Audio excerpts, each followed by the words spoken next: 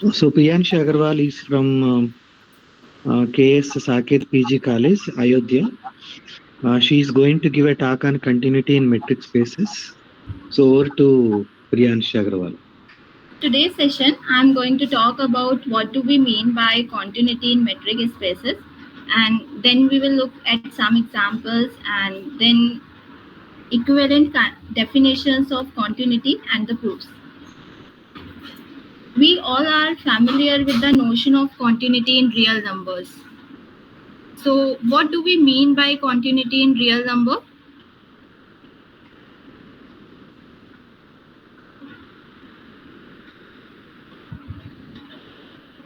Let A and B two non-empty subsets of R, and we are defining a function f from A to B, then f is said to be continuous at A belongs to A if given any epsilon greater than 0, there exists a delta greater than 0 such that whenever the distance between x and A is less than delta, the distance between fx and fa is less than epsilon.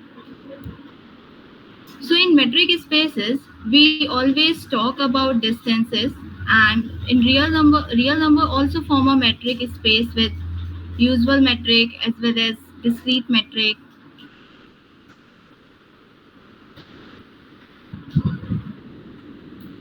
So the definition of continuity in metric spaces is similar to what we are discussing in real numbers. Let x comma d and y comma d be two metric spaces. A function f from x to y is said to be continuous at a belongs to x if given any epsilon greater than 0, there exists a delta greater than 0 such that whenever the distance between x and a is less than delta, the distance between fx and fa is less than epsilon.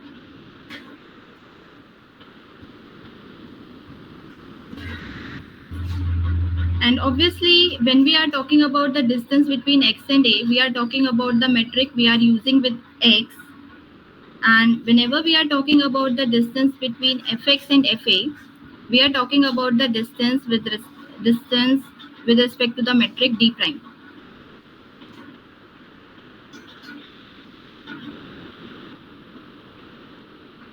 So let us consider some example.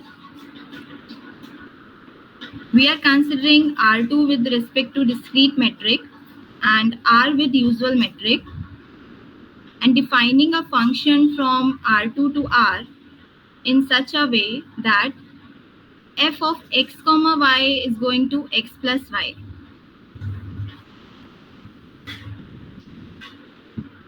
So in order to show that f is continuous, what we need to show?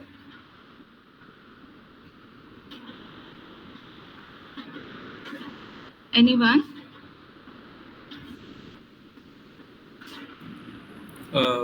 We want to find a delta such that f of x comma y minus f of a comma b is less than delta. So for checking the continuity, we want to check at a particular point. So we are assuming that a comma b is a point on R2, and we have to check the continuity on that point. So according to the definition, for every epsilon, there exists a delta. So let us assume that there is a epsilon greater than 0 be given, and we have to find a delta. So I'm choosing delta to be 1. Since we are considering R2 with discrete metric, so the distance between a comma y and x, distance between a comma b and x comma y is less than delta. This means distance between a comma b and x comma y is less than 1. In discrete metric, what we know that whenever the points are different, the distance is 1. And whenever the points is same, the distance is 0. Since we are saying that distance between a comma b and x comma y is less than 1, from this line what we can say that the 2 points are same, means a comma b is equal to x comma y. Then if we talk about the images, distance between f of a comma b and f of x comma y, this comes out to be distance between a plus b and x plus y, because f of a comma b is a plus b and f of x plus y, f of x comma y is x plus y. And these things are going to real numbers because the images are in real number. So in real number, what we are talking about usual metric. So the distance will be mod of a plus b minus of x plus y. So minus will go inside and this will become minus x minus y. And from this line that a comma b is equal to x comma y, I can directly say that this distance is 0. This a plus b minus x minus y thing is 0, which is already less than epsilon. So from this, we can say that f is a continuous function. Then from here, we will go to the equivalent condition of continuity, means equivalent definition of continuity. We have looked at the epsilon delta definition, but this is not the only definition where we are talking about the continuity in metric spaces. We have some alternative definitions too. So let us look at that. Let x comma d and y comma d be two metric spaces, and we are defining a function from x to y. Then f is continuous at a belongs to x if any one of the following statement holds. Means there are three equivalent definitions. If any of the definitions hold, then we can say that f is continuous. First definition is the same, that is epsilon delta definition, that is given any epsilon greater than 0, there exists a delta greater than 0, such that whenever the distance between x and a is less than delta, the distance between f of x and f of a is less than epsilon. And the second definition says that whenever we are considering a sequence xn in x, means whatever sequence you will take, such that xn is converging to a, then the image, means f of xn, converge to f of a. This definition we normally say sequential definition, means whatever sequence you take in x which is converging to the point a, the image of the sequence also converges to the image of the point. And the third definition is given any open subset V of y which contains the point f of a, then there exists a subset of x, called it u, such that a belongs to u is open, and f of u is contained inside v. Means whenever we are taking an open subset of y which contains the image of some point, then with respect to that open set, we have a open set in domain such that the point belongs to it and the image of that set also contained inside V. To show that these three definitions are equivalent, is it sufficient to show that A implies B and B implies A, and in the similar way A implies C and C implies A? Is this sufficient? If I show that A implies B and B implies A, and in the similar way A implies C and C implies A.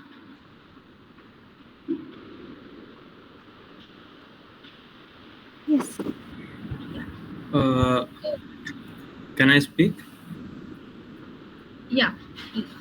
Yeah, I think it is not sufficient. Why is it so?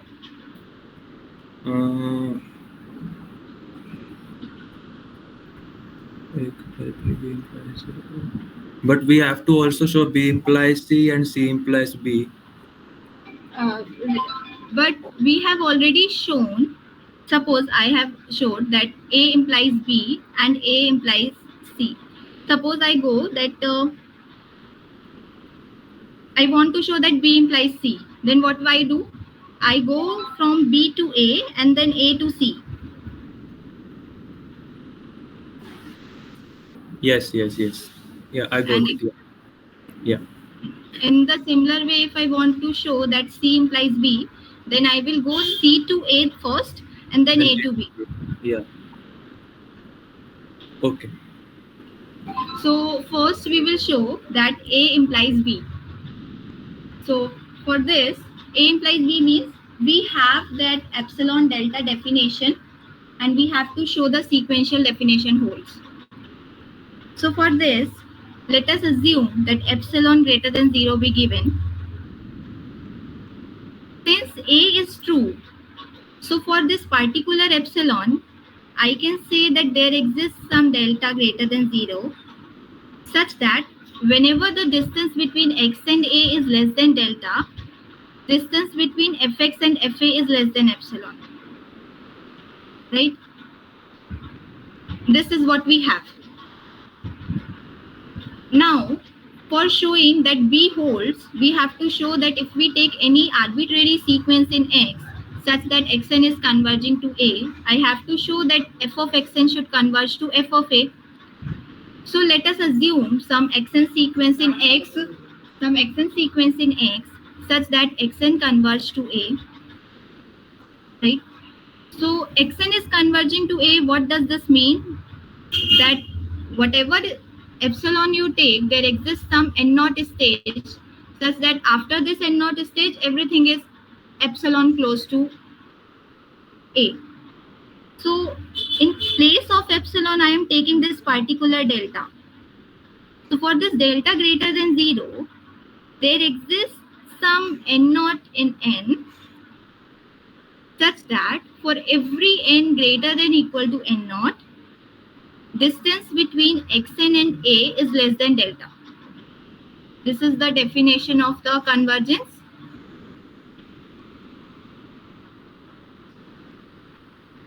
Now, from the first part, whenever distance between x and A is less than delta, I can say that the distance between fx and fa is less than epsilon. Here we have distance between xn and A is less than delta. So distance between f of xn and f of A is less than epsilon. This means that here this epsilon is arbitrary. So what we can say that for every epsilon greater than 0, there exists a n naught belongs to natural number such that for every n greater than equal to n naught, distance between f of xn and f of A is less than epsilon. And this is the definition of the convergence. So we can say that f of xn converges to f of A. That means the B part holds.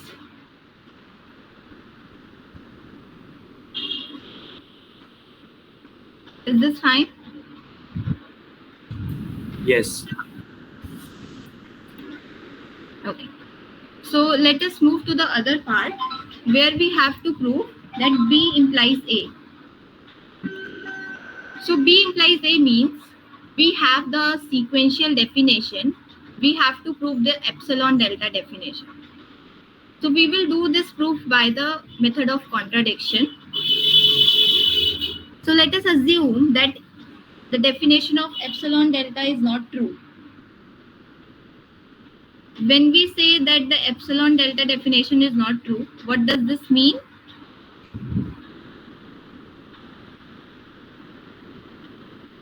That there exists a epsilon greater than 0, thus that no matter what delta you take, there always exists some x belongs to x with distance between x and A is less than delta, but distance between fx and fa is greater than equal to epsilon.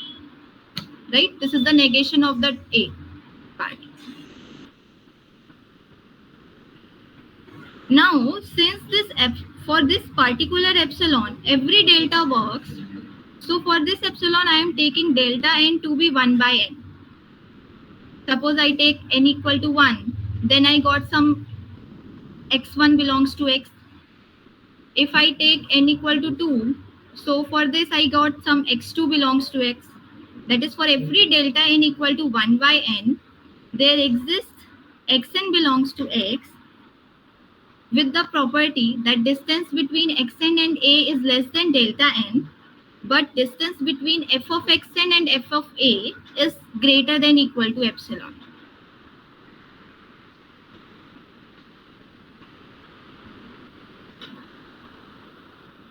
Now, since we are, for every delta 1, delta 2, delta 3, we are getting some x1, x2, x3. So if we take this sequence of x1, x2, x3, we can easily see that the distance between xn and a is less than 1 by n for every n. Delta n is 1 by n, so distance between xn and a is always less than 1 by n. So from this, what we can say that this sequence of xn will converge to a. Now, since we have assumed that b is true, so whenever we have a sequence xn which converges to a, I can say that f of xn will converge to f of a, right?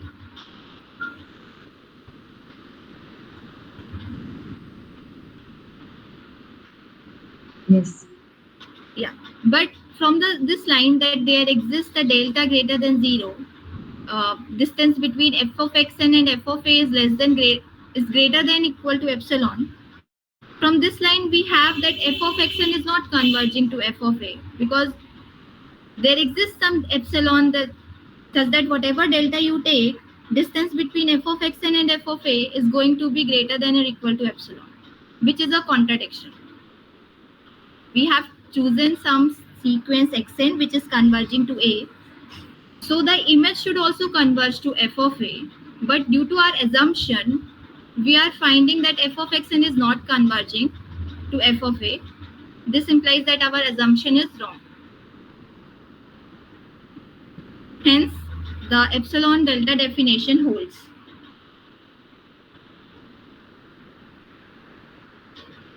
Is this clear?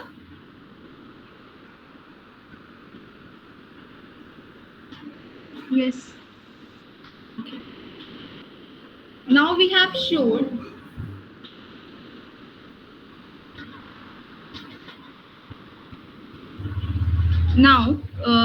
we have showed that A implies B and B implies A. So our next task is to show that A implies C and C implies A. So let us do first A implies C. A implies C. Definition A is the epsilon delta definition, right? And C is the definition which says that given any V subset of Y, where V is an open set containing f of A, then there exists some open set U of X which contains A, and f of U is contained inside V.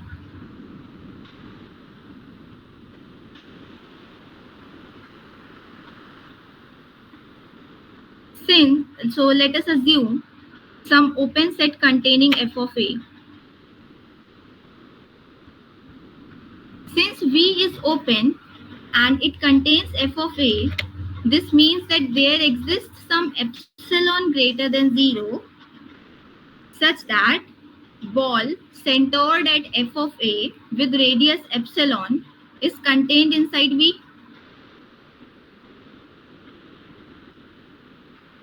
This is the property of open set. Yeah. Yes.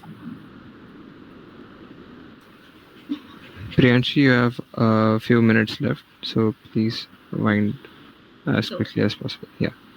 So in other words, what we can say that for epsilon greater than 0, for this particular epsilon, there exists some delta such that whenever we have distance between x and a is less than delta, the distance between fx and fa is less than epsilon.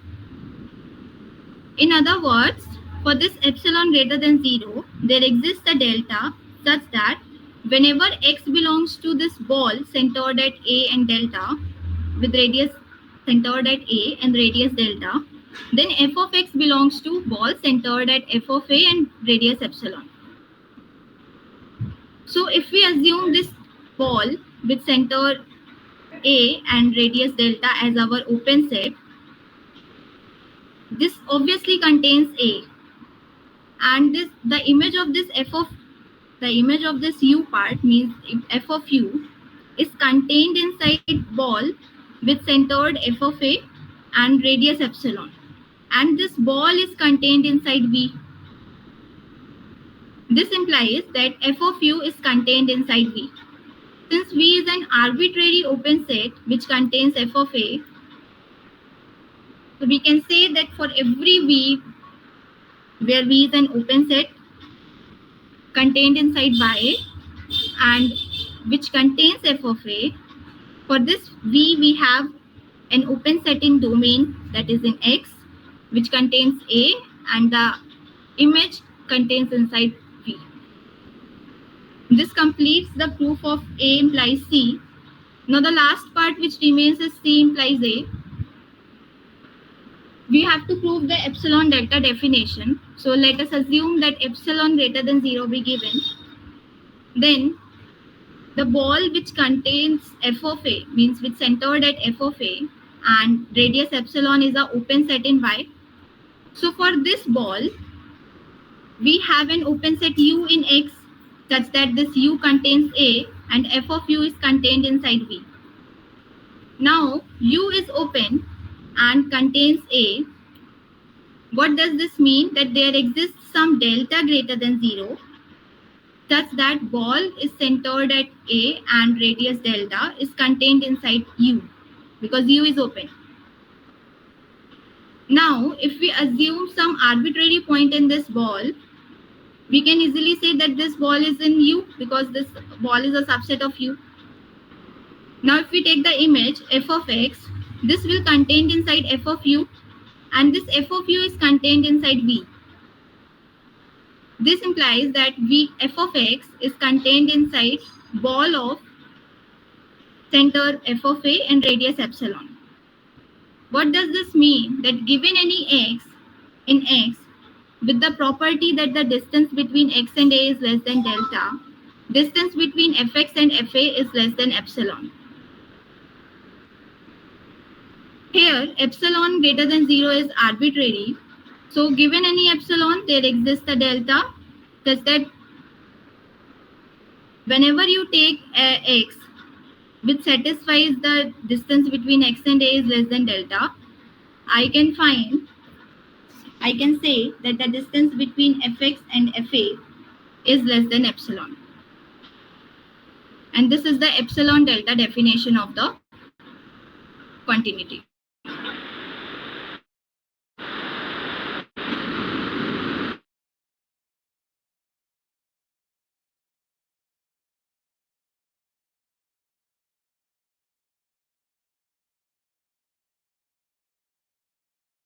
You choose, you can show that the function is continuous.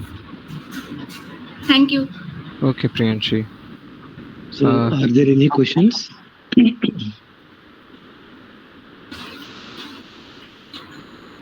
you have any questions to Priyanshi?